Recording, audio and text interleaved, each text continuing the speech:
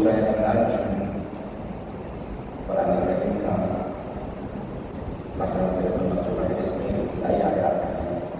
اس سورہ میں سجدہ بات میں ختم آیات ہیں، وما ينطق عن الهوى ان هو الا وحی یوحی۔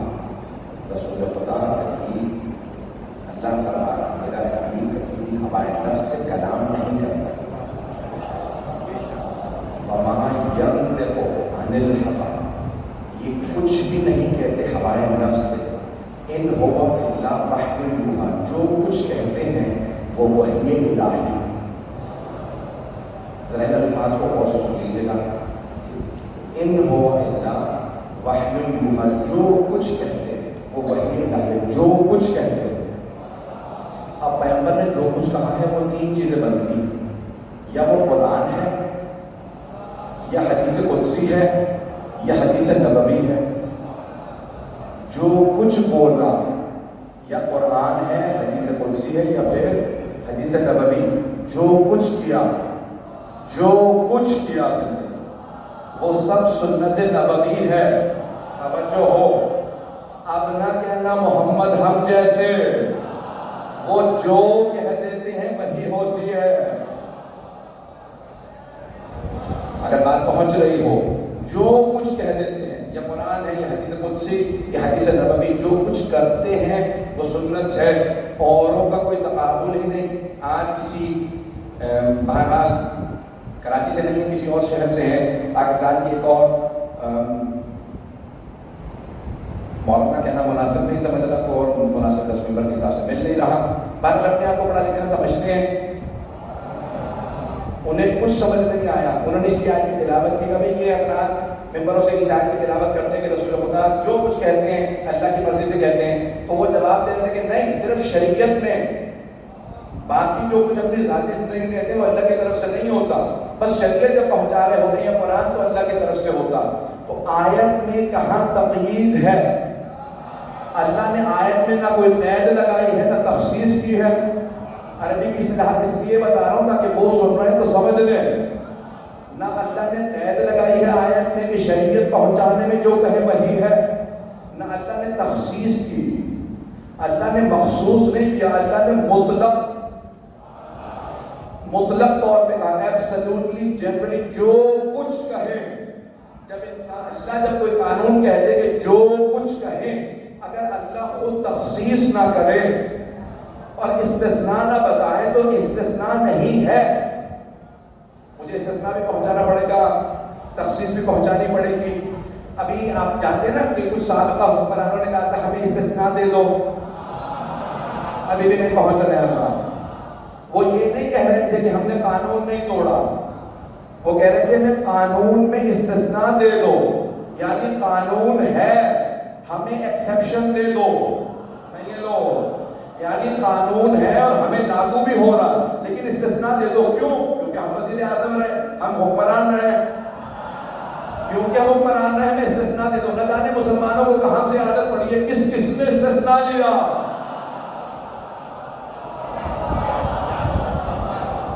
یہ استثناء یہاں پہ رسول اسلام سے متعلق کوئی استثناء نہیں، جانتا ہوں میں تھوڑی سب باتیں کہہ رہا ہوں، تو کوئی اس آیت کے اندر تخصیص نہیں ہے، قید نہیں ہے، تقیید نہیں ہے، اطلاق ہے، یعنی جو کچھ رسول خدا کہہ دیں، جو کچھ کہیں، گھر میں کہیں یا مسجد میں، بھائی سے کہیں یا بیٹی سے، نوازوں سے کہیں یا اصحاب سے، جو کچھ کہہ رہے ہیں اللہ کی مرضی سے ہے، یہ اپنی طرف سے کچھ نہیں کہتے۔ توجہ ہو، اپنی طرف سے کچھ نہیں کہتے، جو کچھ کہہ رہے ہیں اللہ کی مرضی سے ہے۔ اب یہ عصمت کی سب سے بڑی دلیل ہے کہ جو کچھ کہتے ہیں اللہ کی طرف سے ہے، تو اللہ نے ایسا بنایا ہے، اللہ جانتا یہ کوئی ایسا کام کریں گے ہی نہیں جو اس کی منشا کے خلاف ہو۔ اللہ جانا کہ یہ کیوں اتنا زور لگایا جا رہا ہے کہ پیغمبر سے عصمت چھین لی جائے؟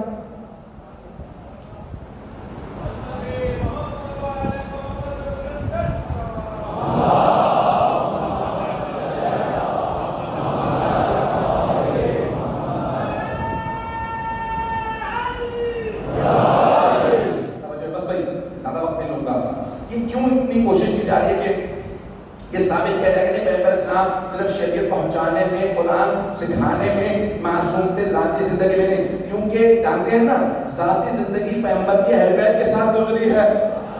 توجہ ہو. تو ذاتی زندگی کے اندر آپ وہ یہ کوشش کرتے ہیں کہ نہیں یہ تو محبت تھی بیٹی سے، محبت تھی علی سے، محبت تھی حسن و حسین سے، جو ان کے لیے اتنا کچھ کہہ گئے. میں کہتا ہوں 2 منٹ کے لیے میں آپ ہی کی مان لیتا ہوں، محبت میں ان کے لیے اتنا کچھ کہہ گئے تو پھر مانو نا اوروں سے نہیں تھی.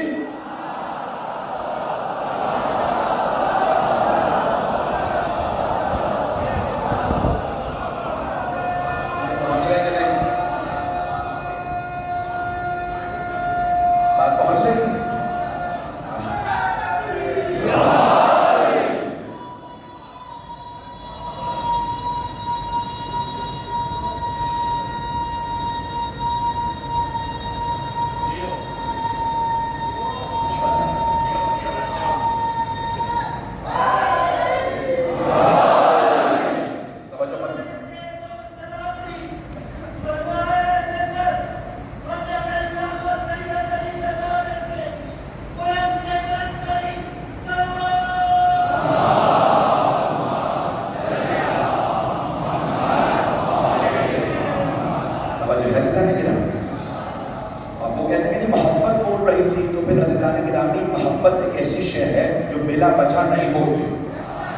کوئی وجہ ہے جو ان سے اتنی محبت ہے، اتنی محبت ہے کہ ہر چیز میں پیغمبر کو یا علی نظر آتے ہیں، یا زہرا نظر آتے ہیں، یا حسن نظر آتے ہیں، یا حسین. اپنے تمام چیزوں میں انہی سے محبت کر رہے ہیں. عزیزان گرامی اللہ بڑے واضح الفاظ میں کہہ رہے ہیں وَمَا يَنْطِقُ عَنِ الْهَوَىٰ إِنْ هُوَ إِلَّا وَحْيٌ يُوحَىٰ. یہ ہوائے نفس سے کلام ہی نہیں کرتے، جو کچھ کہتے ہیں، جو کچھ کہتے ہیں. ایک اور جملہ کہوں گا، اسے بے شک کاٹ دیجیے گا، نشر نہ کیجیے گا، میں ان لوگوں سے مخاطب ہوں، سب سننے والوں سے نہیں.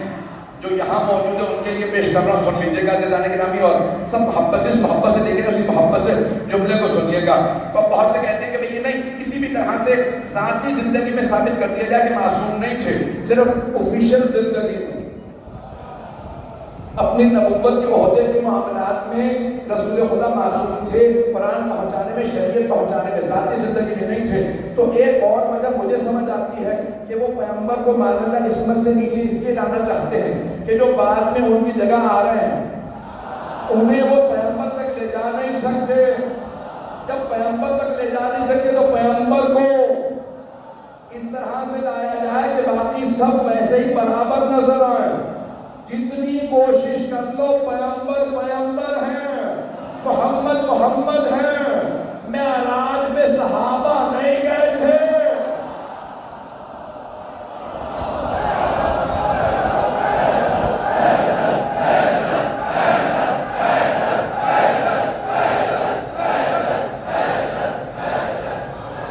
اب جو ہے نا طبیعتوں کو گران تو نہیں گزرا عزیزان نے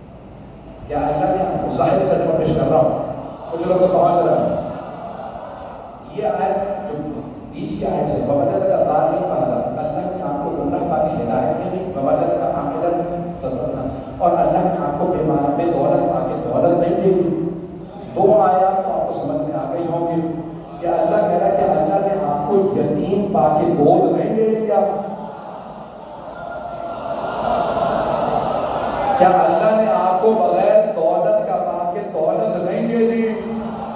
وہ آیات تو لوگ پہنچ گئے، سارا مجمع نہیں پہنچا۔ پورے قرآن کریم میں اللہ سبحانہ و تعالیٰ نے کافر تو کافر، مشرک تو مشرک، کبھی مومن کے فعل کو اپنا فعل نہیں کہا، کیونکہ مومن بھی کبھی نیکی کرتا کبھی گناہ۔ اللہ نے ہمیشہ اپنے کسی نبی، پیغمبر یا وصی کے فعل کو اپنا فعل کہا نہیں ہے مجمع۔ اللہ نے مشرک کافر تو دور کی بات ہے، مومن کے فعل کو اپنا فعل نہیں کہا۔ یہ جو اس نے کیا یہ میں نے کیا، توجہ۔ اللہ نے قرآن میں کہا وَمَا رَمَيْتَ إِذْ رَمَيْتَ وَلَٰكِنَّ اللَّهَ رَمَىٰ، اے میرے حبیب، یہ جو شیطانوں کو آپ نے کنکریاں ماری ہیں، یہ کنکریاں آپ نے نہیں ماری، میں نے ماری ہیں۔ اللہ نے اپنے رسول کے فعل کو اپنا فعل کہا۔ بہت سے پہنچ گئے ہیں، نہ جانے کس نیت سے جناب ابو طالب نے پالا۔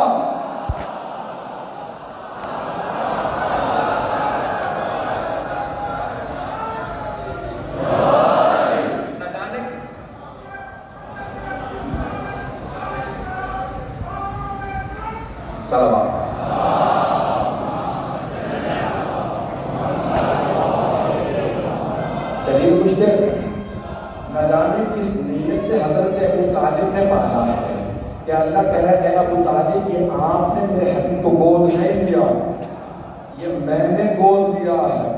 بھائی اللہ کی آغوش ہے نہیں تو کوئی ایسی آغوش تلاش کرو جو اتنی بابرکت آغوش ہو کہ اللہ کہے یہ ان کی نہیں میری آغوش ہے۔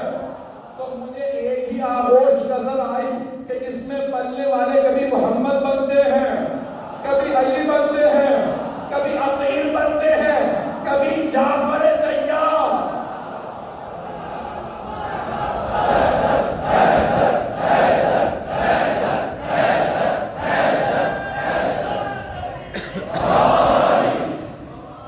چلتے رہیے گا میرے ساتھ۔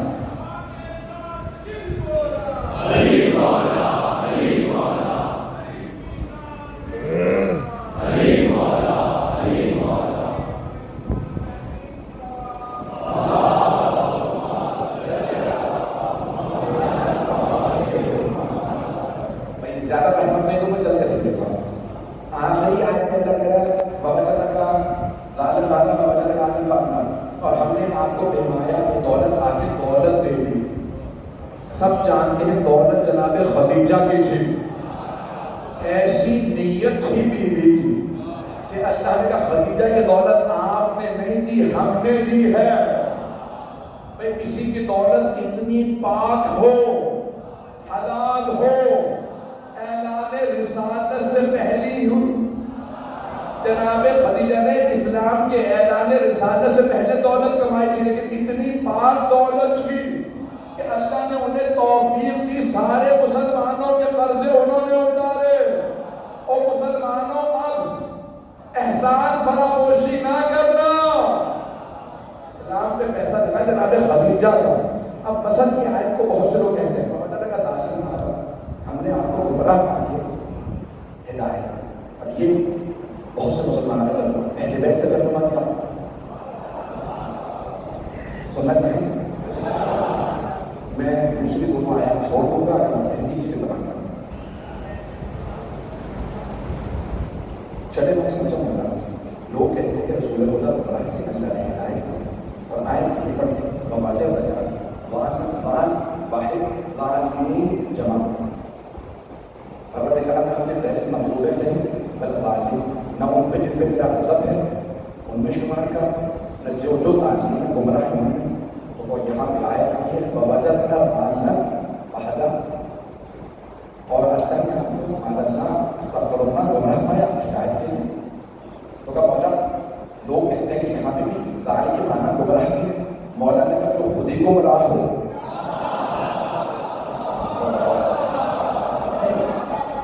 ہماری لاکھوں روح قربان علی محمد، اگر انہوں نے دفاع نہ کیا ہوتا تو کون سا لحاظ کرتا ہے کیا؟ آپ نے فرمایا جو خود ہی گمراہ ہو وہ دوسروں کو کیا ہدایت دے گا؟ توجہ، بھائی رسول خدا بار بار ایک ہی بات کہتے رہے، او مسلمانوں سے پڑھنا لکھنا سیکھو۔ کسی صحابی نے پلٹ کے نہیں کہا آپ کو خود پڑھنا لکھنا آتا نہیں، ہمیں تاکید کرے چلے جا رہے ہیں کہ پڑھنا لکھنا سیکھو۔ اس کا مطلب ہے سارے صحابہ جانتے تھے پیغمبر ان پڑھ نہیں ہے۔ بھائی لفظ قرآن میں آیا امی، امی کے کئی 7 معنی ہیں، ایک ہے ان پڑھ کے، توجہ، ایک ان پڑھ 6 معنی، اور ایک وہ جو ماں سے منسوب ہو، جس کو ماں نے اکیلے پالا ہو، توجہ، ایک معنی ہے جو ام القریٰ سے منسوب ہو، مکے کی سرزمین سے۔ اب اپنا اپنا ظرف ہے کہ انسان امی کے کیا معنی لیتا ہے، پتہ نہیں مجمع ہے یا نہیں۔ یہ بھی نمے امام نے فرمایا، امام خطیب علیہ السلام نے کہا کہ یہاں امی کے معنی ان پڑھ کے نہیں ہیں۔ وَيَتْلُو عَلَيْهِمْ آیَاتِهِ، وہ ان پہ آیات کی تلاوت کرتے ہیں۔ آیت کی تلاوت وہی کرتا ہے جو تلاوت کرنا جانتا ہو۔ وہ دنیا کی ساری زبانیں جانتے تھے، نہیں پہنچا سکا۔ رسول خدا دنیا کی ساری زبانیں جانتے تھے، سمجھتے تھے، ہر زبان میں گفتگو کر سکتے تھے، ہر زبان لکھنا پڑھنا جانتے تھے۔ نہیں مجمع، میرے جملے کو ضائع کیا آپ نے۔ بھائی کوفے کے اندر ایک آدمی آیا، اس نے آنے کے بعد کہا، جب مولا نے کہا نا سلونی سلونی، جو پوچھنا پوچھ لو، تو اب لوگ ایسے سوال کر رہے تھے، سر میں بال کتنے ہیں، کھاؤں گا کیا، پہنوں گا کیا، گھر میں، مولا جواب دیتے ہیں، مولا نے کہا ہاں ہونا علم، جب میرے سینے میں علم ہے، تم لوگوں نے پیٹ سے بھر دیا، مجھ پہ طنز کرتے ہو، مجھے تنگ کرتے ہو، صحیح سوال نہیں کرتے سیکھنے کی غرض سے۔ تو وہاں مجمع میں ایک آدمی کھڑا ہوا، کہا کہ یا امیر المؤمنین، سوال میرے بھی ہے لیکن اپنی زبان میں سوال کروں گا۔ مولا نے نہیں کہا کون سی زبان، یہاں کوئی مترجم ہے جو بتائے؟ جس زبان میں سوال آیا اسی زبان میں مولا نے جواب دیا، نہیں ہے؟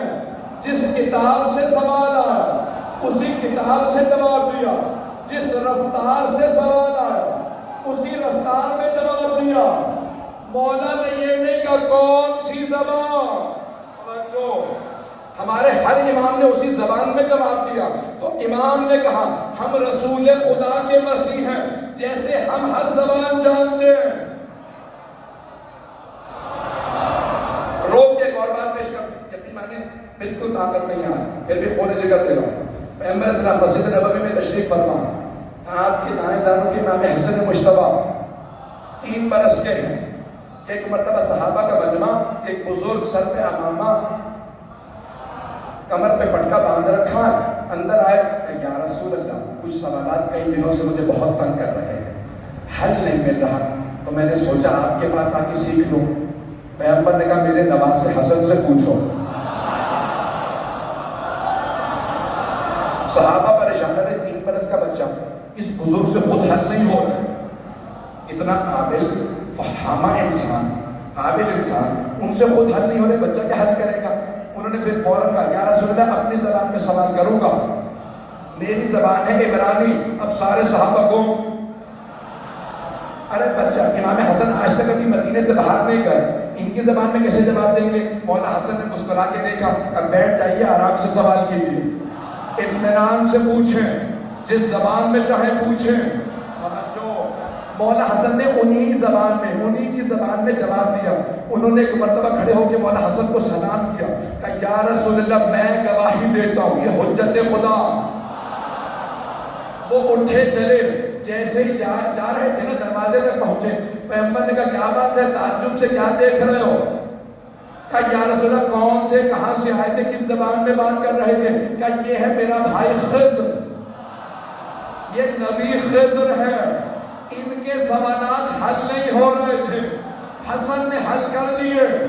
جنہوں نے قرآن پڑھا ہے، سورہ کہف کے اندر ہے جناب موسیٰ کلیم اللہ، صاحب تورات، فرعون کو شکست دینے والے، جب انہیں سیکھنا تھا تو اللہ نے خضر کے پاس بھیجا، اور جب خضر کو سیکھنا تھا تو حسن کے پاس بھیجا۔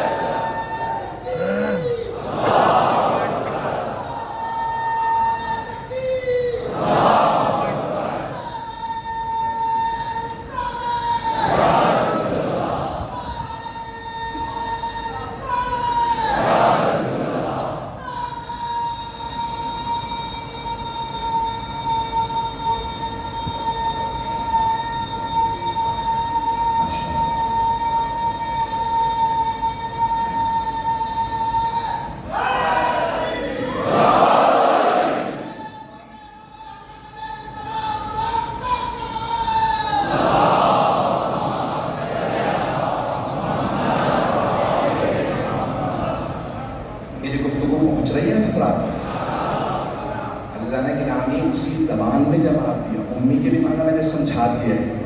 جو مکے کی سرزمین سے ہو اسے امی بھی کہا جاتا ہے. تو لازمی نہیں کہ ان پڑھ کے معنی لیے جائیں. اب یہاں پہ رال کے معنی کیا ہے میں نے یہ ساری زحمت کی ہے. باقی جو اگر وقت ہو تو پیش کروں گا. اب امام سے پوچھا چلے امام سے مولا لوگ کہتے ہیں یہاں گمراہ کے معنی. مولا نے کہا اگر خود گمراہ ہو تو دوسروں کو کیا ہدایت دیں. کہا مولا پھر بتائیے آپ کے نزدیک یہاں لال کے کیا معنی ہے. توجہ سب تک آواز آ رہی ہے میری. تو پوچھا چلے امام سے مولا پھر آپ کے نزدیک معنی کیا ہے. مولا نے کہا لال کے کئی معنی ہیں. خود نہج البلاغہ میں امیر المومنین نے کہا الحکمت ضالۃ المؤمن اینما تجدوہ خذوہ. حکمت دانائی علم مومن کی گمشدہ چیز ہے, جہاں پاؤ سے حاصل کر لو. ایک معنی ہے گمراہ کے, ایک معنی گمشدہ کے. توجہ گمشدہ کے بھی معنی دال گمشدہ کے معنی میں بھی آتا. اب امام نے کہا مولا رسول خدا کے لیے اللہ نے کس معنی میں کہا. تو آپ نے فرمایا یہاں پہ ہے گمنام میں. پیغمبر کو مکے کے باہر کوئی نہیں جانتا تھا. کہ میرے حبیب میں نے آپ کے نام کو شہرت کی طرف ہدایت دی.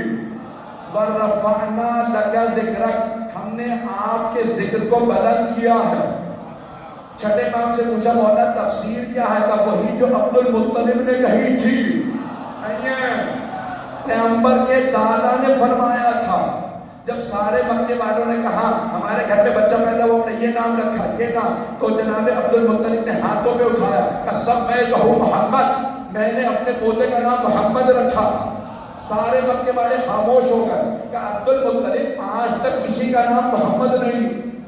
عربی لفظ کا لفظ ہے لیکن نام کسی کا نہیں. آپ نے نام محمد کیوں رکھا. محمد یعنی جس کا بہت زیادہ نام ہو.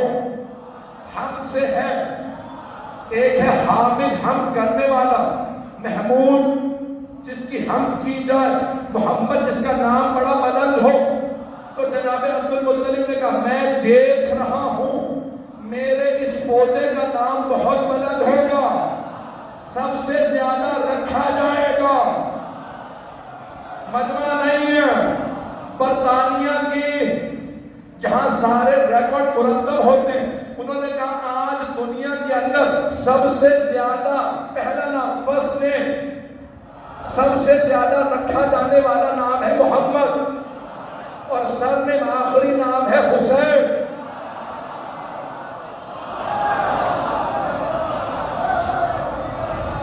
یہ اس سب کو بتا رہے تھے. چلے امام نے کہا کہ ان کا نام بہت زیادہ ہوگا. گمنام تھے لیکن نام بہت زیادہ ہوگا. عزیزان گرامی کبھی بھی آل محمد کے علاوہ قرآن کو کسی اور سے سمجھنے کی کوشش نہ کریں. نہ جانے کیا سمجھا بیٹھے. ایک آیت اور پیش کر اسی پہ تمام کروں گا. اب سینے کا دم نہیں ہے. سورہ نمبر 80 ہے قرآن کا سورہ عبس. بسم اللہ الرحمن الرحیم. عبس وتولى ان جاءه الأعمى وما يدريك لعله يزكى. اور یہ ذکر فضل فرو ذکر بھائی اس کی 40 سے زیادہ آیات ہیں. ابتدائی آیات جن کو پیش کیا گیا محمد کے ماد اللہ ملا کہ یہاں اللہ نے ماد اللہ محمد کو ڈالا. عبس سن رہے سب اسی پہ تمام کر رہا ہوں. مشورہ ختم ہو جائے گا. سارے مجمع کی توجہ. عبس وتولى اس نے ایک عجیب سی شکل بنائی. وتولى اور رخ پھیر لیا.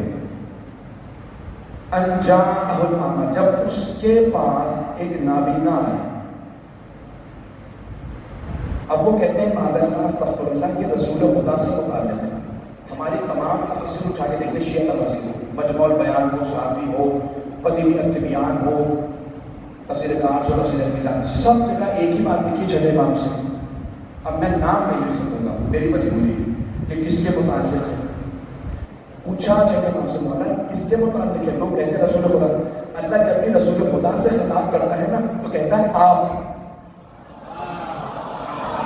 اس آیت میں ہے وہ نہیں پہنچا سکا. یہ نہیں کہا آپ نے شکل بنائی, آپ نے رخ پھیرا. توجہ عبس وتولى اس نے شکل بنائی. جب غریبہ حضرت عبداللہ نے ام مکتوم رضی اللہ عنہ بڑے غریب فقیر صحابی تھے. وہ کسی امیر صحابی کے پاس چلے گا. امیر کو عربی میں کہتے ہیں غنی.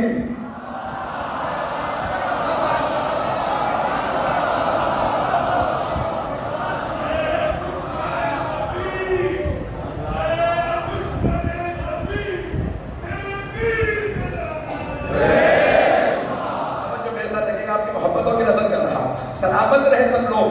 جو پہنچ گئے ہیں، جو نہیں پہنچے وہ انہیں بتا دیں جو پہنچ گئے ہیں. جانے کے نام بہت پیسے والے صحابی تھے، ان کے پاس سب سے جو غریب صحابی تھے نا حضرت عبداللہ ابن ام مکتوم رضی اللہ عنہ، وہ آئے تو انہوں نے مقبوض سی شکل بنائی، دھکا دیا اور رخ پھینک دیا.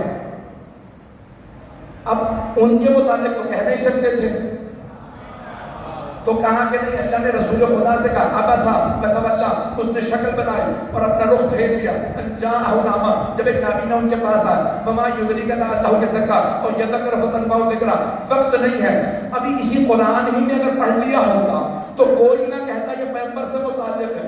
اللہ حبیب خدا سے متعلق فرما رہا ہے کہ سب سے دنیا میں اچھا اخلاق آپ کا ہے.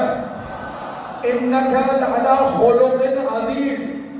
آدھا مجمع نہیں ہے. اگر آپ میں سے کوئی مجھے دیکھے نا، مجھے، نہ میں معصوم، نہ نبی، نہ امام، آپ ہی جیسا بھائی ہوں، اگر میں بھی کسی نابینا کو دھکیل کے رخ پھیروں تو آپ میرے کیسا عالم دین ہے؟ نابینا کو دھکا دے دیا، مقروضی شکل بنا کے چلا گیا. یہ رسول خدا سے متعلق کتنی بڑی بات کہہ رہے ہو.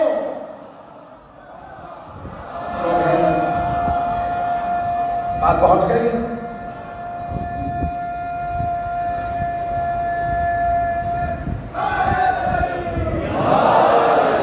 بات پہنچ گئی ہے. یہ کیسے ممکن ہے کہ اللہ قرآن کریم نے فرمایا انک لعلی خلق عظیم. آپ خلق عظیم کے معنی، آپ سے بہتر کسی کا اخلاق. رسول خدا کفار و مشرکین سے بھی مسکرا کے بات کرتے تھے. یہ تو لکھا جناب رسول خدا جناب امیر سے متعلق ہر آدمی نے لکھا ہمیشہ مسکرا. مولا کے بہت بڑے دشمن نے اعتراض کیا کہ یار آپ میں ساری خوبیاں، بس ایک مجھے آپ کی بات پسند نہیں. مولا نے کہا وہ کیا؟ مسکرا کے. کیا آپ ہمیشہ مسکراتے رہتے؟ میدان جنگ میں کھمسان کا رنگ پڑا، سب بھاگ رہے ہیں، پھر بھی مسکرا. پتہ نہیں لوگ ہے نہیں.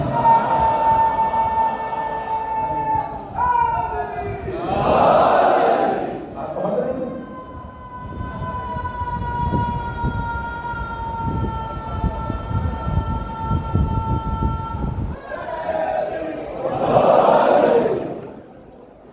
جناب رسول خدا جناب امیر کے ہمیشہ مسکراتے رہتے. ایسے ممکن ہے کوئی غریب صحابی آئے برخ موڑ لیں؟ ارے پیغمبر تو کفار و مشرکین آ جاتے تھے پھر بھی مسکراتے رہے.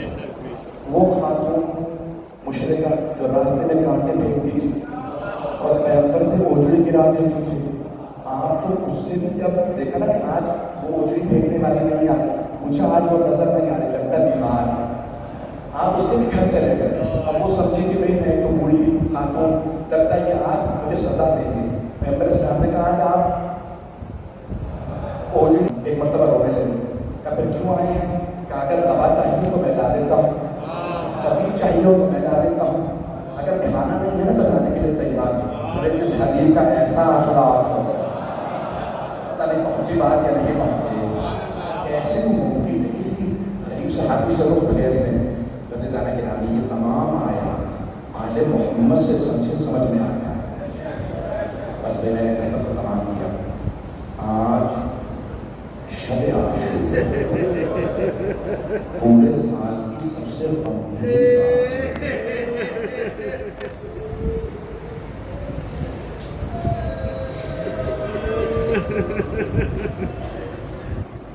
جنہیں کبھی رونا نہیں آتا کوشش کریں آج کرو.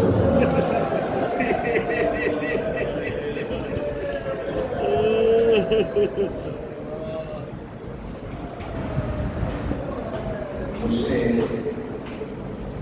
بامیان میں کی انتظامیہ ٹرسٹیز نے درخواست کی کہ آج رات مولا حسین کے مسائل پڑھ رہے کون سے مولا حسین کے مسائل لوگ نہیں پڑھتے، معاشرے میں نہیں ہوتے تھے لوگ، شام غریبہ میں روز عاشور مسائل ہو جاتے ہیں، مولا کی شہادت نہیں پڑھ پاؤں گا، مولا حسین کی شہادت کے بعد میرا اپنا جی کرتا میں مار جاؤں گا۔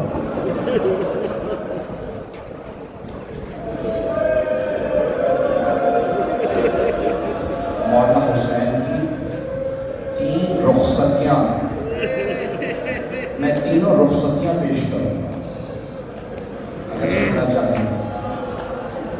مولا کی 3 رخصتیاں آپ جانتے ہیں نا، کل صبح عاشور کا دن ہے، آپ نے دیکھا تمام جنگوں میں اہل بیت سب سے آگے نظر آئے، مولا علی خود پہلے گئے ہر جنگ میں، مولا حسن ہر جنگ میں خود پہلے، مولا حسین ہر جنگ میں خود پہلے، لیکن کربلا میں سب سے آخر۔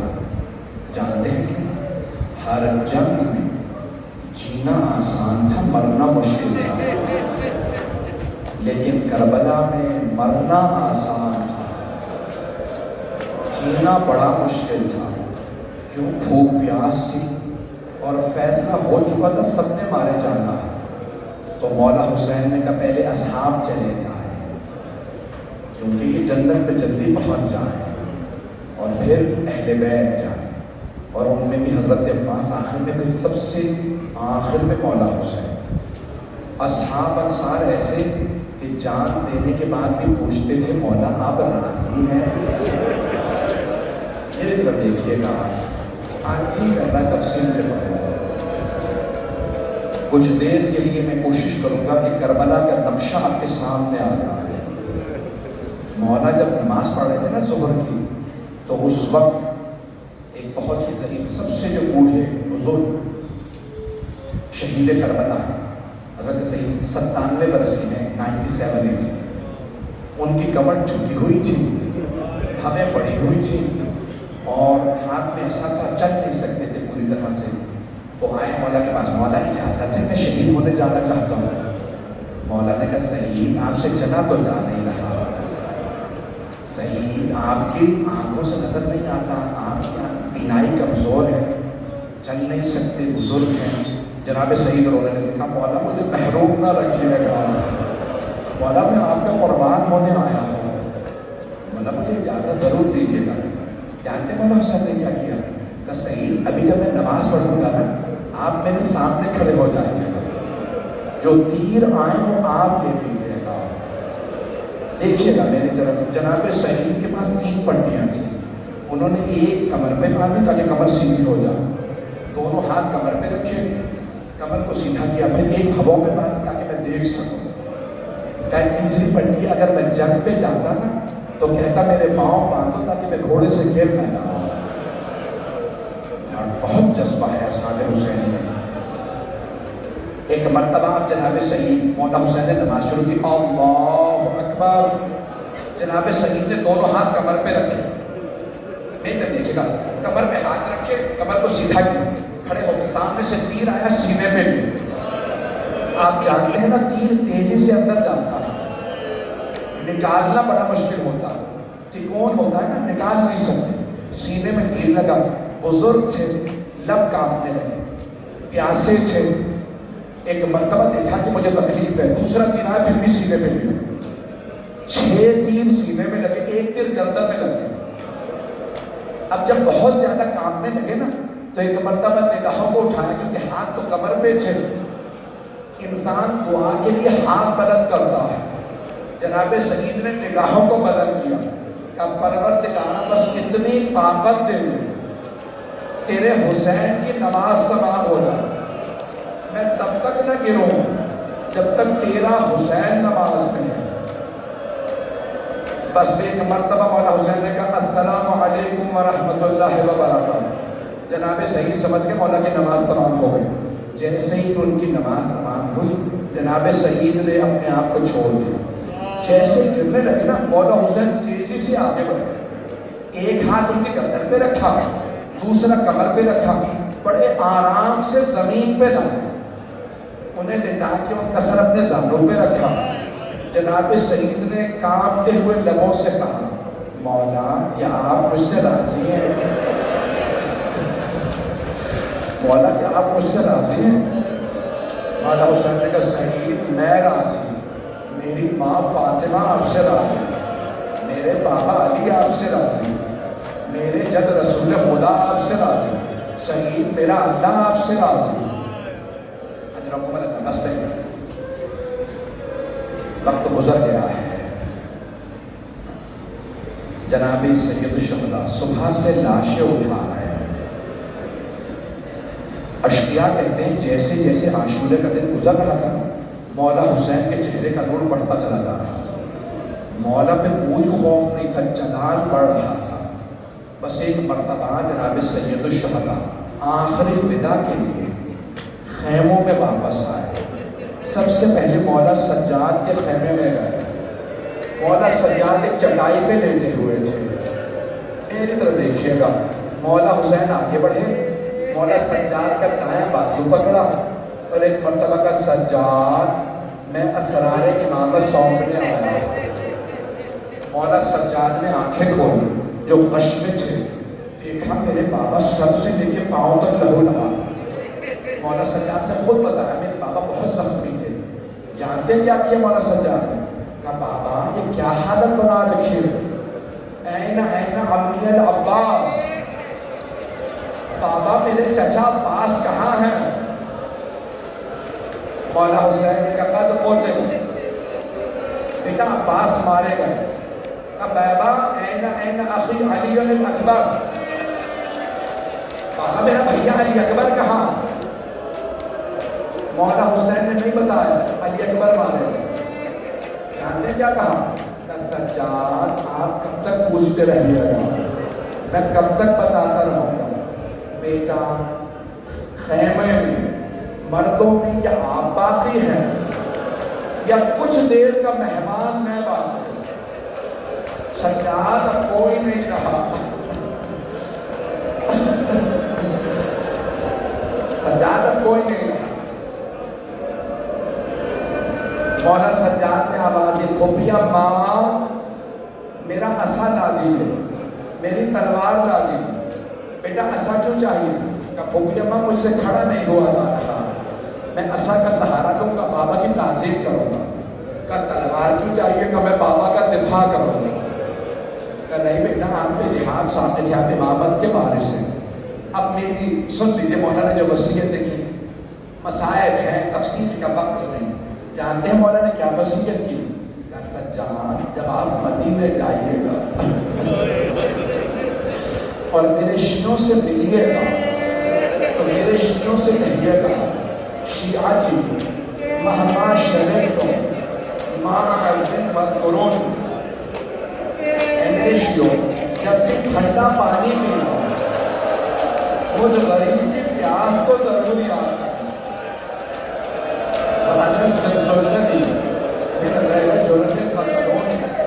میں رسول کا وہ مظلوم نواسا ہوں جسے بڑی بے دردی سے مارا گیا۔ دو موقعوں میں مولا حسین نے شیعوں کو یاد کیا، دو موقعوں میں۔ پہلا جب پانی پینا ٹھنڈا تو میری پیاس یاد کرنا۔ دوسرا جانتے مقام کون سا؟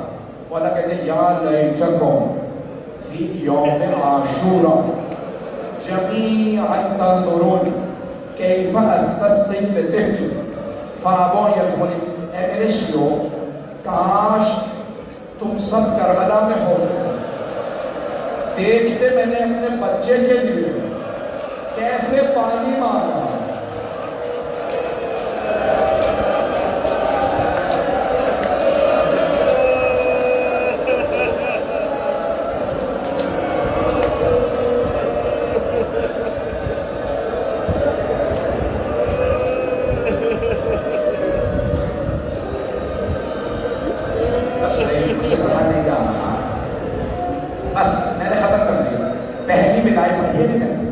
مولا حسین نے مولا سجاد سے ودا کی۔ جانتے ہیں پھر دوسری بدائی کس سے؟ جناب زینب کبریٰ سے۔ اس خیمے میں آئے جہاں جناب زینب تھی، ساری بیویاں آ گئی۔ مولا حسین نے کہا کہ جینے میں ثوبن اکیل زینب مجھے پرانا لباس لا دو۔ مولا نے اپنے اس لباس پہ پرانا لباس پہنا، پھر ایک مرتبہ کہا زینب میں نے سجاد کو آپ کو سونپا، میں نے سکینہ کو آپ کو سونپا، ایک ایک بیوی کا نام لیا، ایک ایک بچے کا کہا یہ سب آپ کے حوالے۔ مولا ایک مرتبہ چلے، ابھی در خیمہ پہ نہیں پہنچے تھے، جناب زینب رو رہی تھی، آوازیں مہلن مہلن یا آخری، بھیا آہستہ آہستہ، بھیا رک جائیے، مجھے اماں کی وصیت یاد آ گئی۔ مولا خود بھی رونے لگے۔ زینب اماں نے وصیت کی تھی؟ ہاں۔ بھیا ذرا گریبان کھولیے گا۔ مولا نے گریبان چاپ دیا، جناب زینب نے قدموں کو اٹھایا، لبوں کو گلے پہ رکھا، چومنا شروع کر دیا۔ کہا زینب کیا بات ہے، تم اتنا چوم رہی؟ کہا بھیا اماں نے کہا تھا زینب جب حسین آخری ودا کے لیے آیا تو میری طرف سے گلا چوم لے۔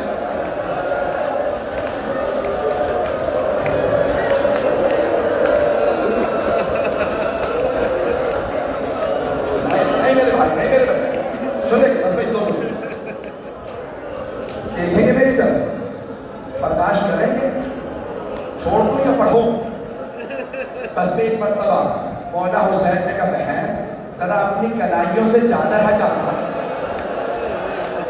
جناب زینب نے چادر ہٹائی، میرے مولا نے کلائیوں کو چومنا شروع کیا۔ جب چومنا شروع کیا کہا بھیا کیا بات ہے، کلائیاں اتنے کیوں چوم رہے ہیں؟ کہا بہن بابا نے کہا تھا حسین زینب کی کلائیاں چوم لینا۔ ان کلائیوں میں رسیوں نے بدلا۔ بس پتہ نہیں پڑھوں نہ پڑھوں، ابھی تو میں نے مسائل نہیں پڑھے، خدا کی قسم نہیں پڑھے مسائل۔ میرے تک دیکھیے گا، ایک شیخ جعفر شوشتری، مرحوم اللہ شیخ جعفر شوشتری کہتے ہیں مولا حسین خیمے سے باہر آئے، جب خیمے سے باہر آئے نا تو مولا نے بڑی مظلومیت سے زوجنا کو دیکھا، نظر یمیناً و نظر شمال، پھر دائیں طرف دیکھا اور بائیں طرف دیکھا، بڑی حسرت سے کہا او عباس، او علی اکبر، او قاسم، او حبیب، میں نے تم سب کو گھوڑوں میں سوار کرایا تھا، آگے دیکھو مجھے کوئی سوار کرانے والا نہیں ہے، میں بالکل تنہا رہ گیا۔ راوی کہتا میں نے دیکھا ایک بی بی برقع پوش خیمے سے باہر آ گیا، کہا بھیا ابھی زینب زندہ، میں آپ کو زلجنہ پہ سوار کراؤں۔ بی بی نے مولا کا بازو تھا کہ بھیا سوار ہو جائے۔ تیسری بدائی سن لی، مولا نے زلجنہ کی لگاموں میں ہاتھ ڈالا، ایک ہاتھ لگام میں دوسرا تلوار میں، مولا نے زلجنہ کو اینڈ لگائی، زلجنہ آگے بڑھا، زلجنہ آگے نہیں بڑھا، مولا نے دوسری دفعہ کہا زلجنہ آگے بڑھا، زلجنہ آگے نہیں بڑھتا، اب مولا نے تیسری دفعہ نہیں کہا آگے بڑھا، روکی۔ مولا نے جانتے کیا کہا زلجنہ کیا تم نے بھی میرا ساتھ چھوڑ دیا؟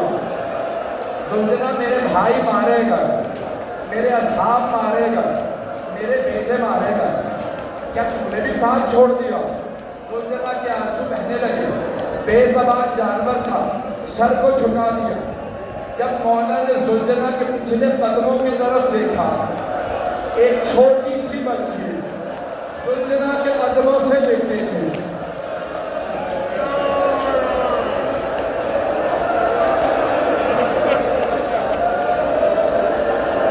مولا زلجنہ سے اترے، مولا نے چھوٹی بیوی کو بہت زور سے گلے لگا، پیار کیا، کبھی ہاتھوں کو چوما، کبھی پیشانی کو، کبھی گلا کبھی رخسار. پھر ایک جملہ کہا, میری بیٹی سکینہ آپ کو سب سے زیادہ رونے کا حق ہے مجھ پر, کیونکہ میرے بعد سب سے زیادہ ظلم آپ پہ ہوگا. لیکن میری بیٹی آج رات ماں جہاں سلائے سو ڈالا, ضد نہ کرنا, میں نے بابا کے پاس ڈالا.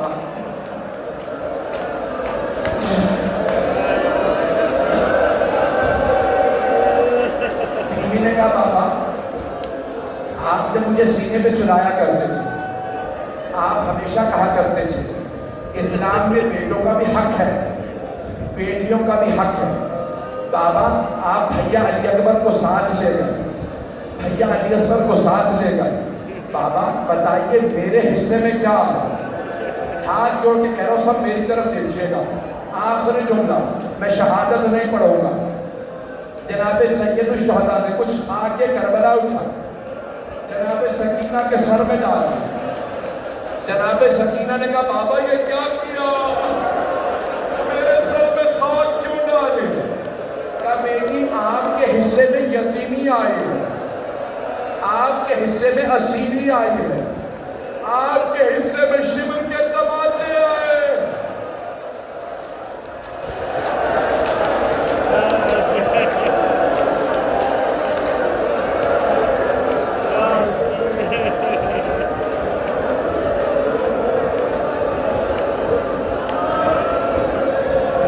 شہادت کے پڑھو, میرا بھائی بے ہوش ہونے والا ہے. بس بھائی ایک جملہ شہادت سے پہلے سن لیجیے. جناب سکینہ نے رو کے کہا بابا مجھے آخری مرتبہ سینے پہ سلا دیا.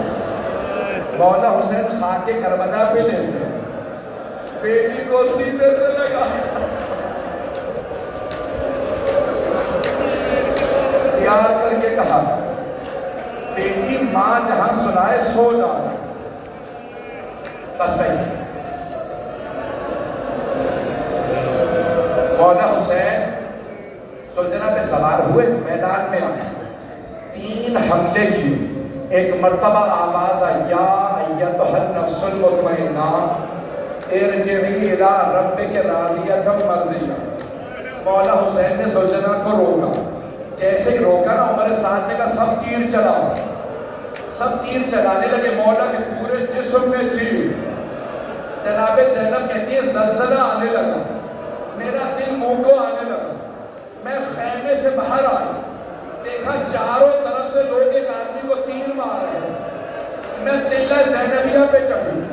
میں نے مقتل میں دیکھا ایک آدمی بیچ میں کھڑا ہے, سر سے لے کے پاؤں تک لہو لہاب, چہرہ سمجھ نہیں آ رہا. میں نے سوال کیا انت اخی, کیا آپ میرے بھائی حسین ہیں؟ مولا نے جناب زینب کو دیکھا, کہا یا زینب ارجعی الی الخیام. زینب خیمے میں واپس چلی جائیے, آپ سے برداشت نہیں ہوگا. مولا حسین زمین پہ آئے, پورے جسم میں تیر, پیشانی زمین پہ نہیں لگی. عمر سعد نے کہا کوئی آگے بڑھ کے حسین کا سر قلم کر دو. مولا سجدے میں تھے, شبر آگے بڑھا, امامہ اتارا, بالوں میں ہاتھ ڈالا, خنجر اٹھایا, پہلا خنجر چلا, کسی بیوی کے ہاتھ آئے, مطلب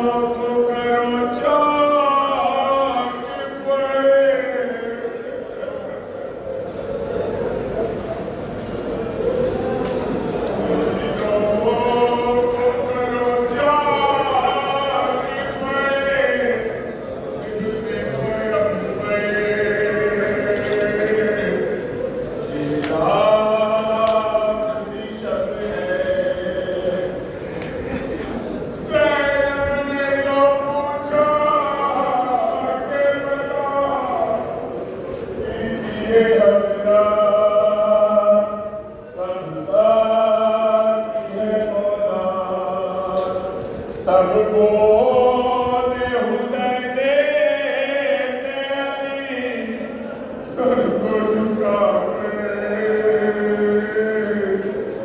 یہ آخری شب ہے معصوم سکینہ کو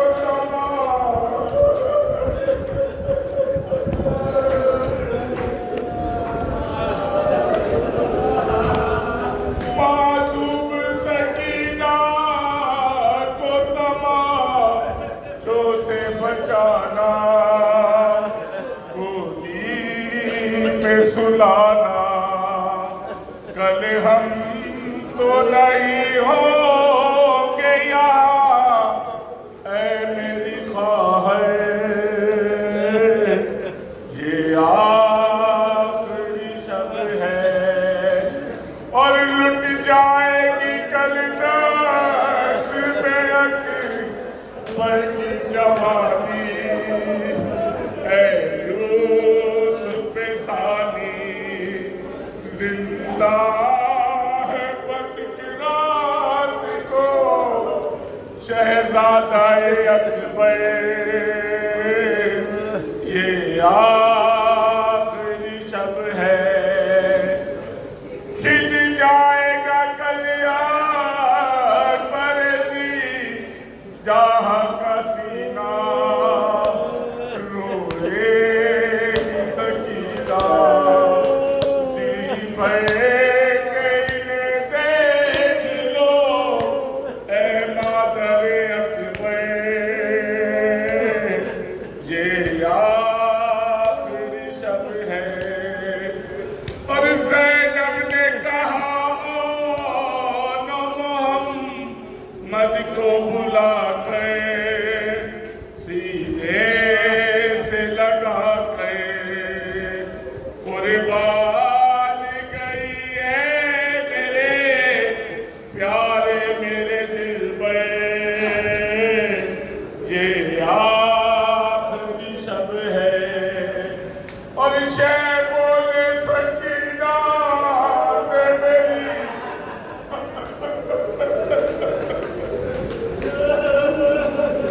شے بولے سکینہ سے میری جا یہاں ہو کل کون کہاں ہو آ جاؤ سلا دے تمہیں سینے پہ لٹا کر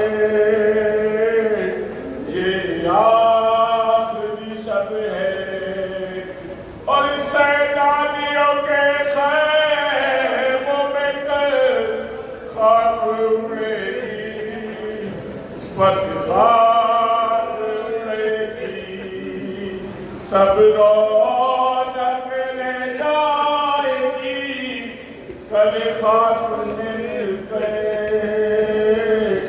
یہ آخری شب ہے اور پیاسے سرے درد بلا شیخ طرفدار سب صاحب کردار مل جائے گا کل جام شاہ قطین گوہر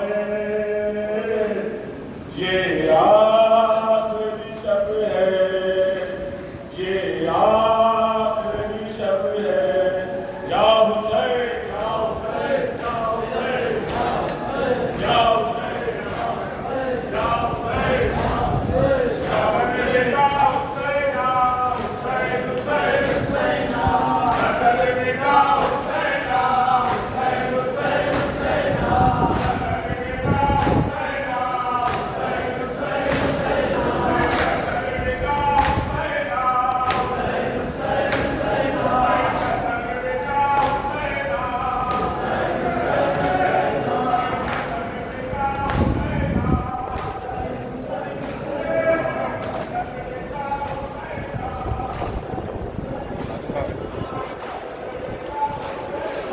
बात तो नहीं है वो खड़े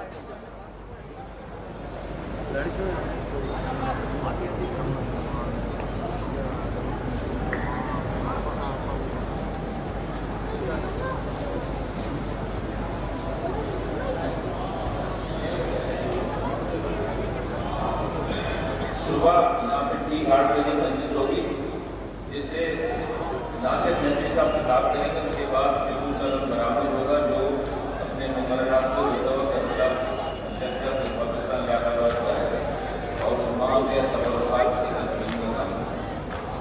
صبح 8 بجے ٹھیک یہاں پہ مسجد ہوگی، جس سے نادانی ناصر جنتی صاحب خطاب کریں گے، اس کے بعد بالکل برابر ہوگا کربلا میں جائے گا اور وہاں تقسیم تبرکات ہے۔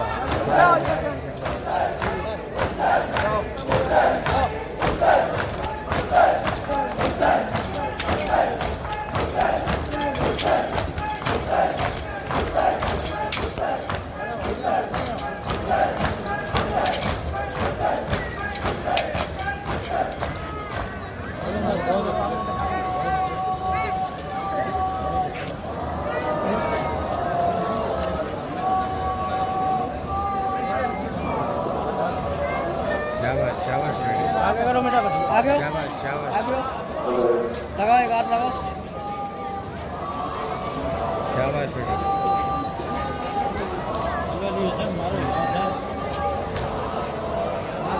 जुलूस होगा शाबाश अपना ऐसे से निकलता हूँ लेडीज करो करो।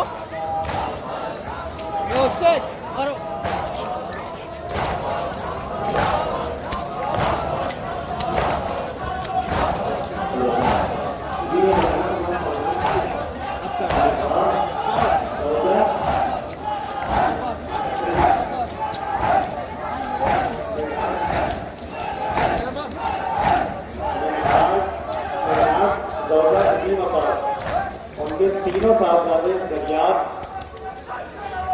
मोहम्मद अब्बास और अकबर रजा, ये बच्चे मस्जिद में मौजूद हैं। पाक स्काउट मेडिकल कैंप से, पाक हुसैनी स्काउट का जो तिब्बी मेडिकल कैंप है, वहाँ से ये बच्चे ले लें।